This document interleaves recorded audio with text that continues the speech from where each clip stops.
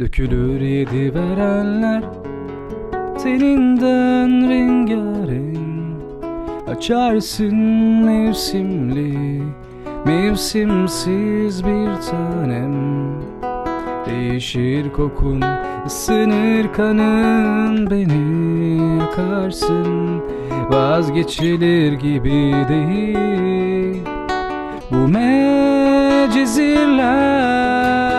Fırtına, felaketim, hasretim yetmiyor. Sevişmeler yetmiyor. Şiddetin ne hoş, ne güzel şefkatin. Sevdikçe sevesim geliyor. Ölene kadar peşindeyim, bırakma.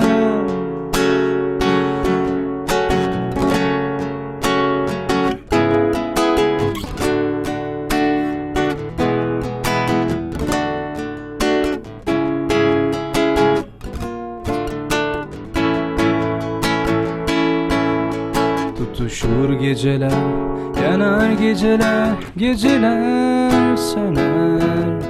Bedenin alt üst, sarhoş başım döner. Karışır tenime, karışır terinin tozu.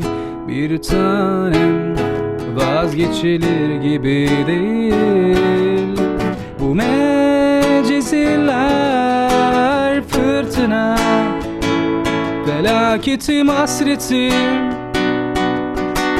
yetmiyor. Sevişmeler yetmiyor.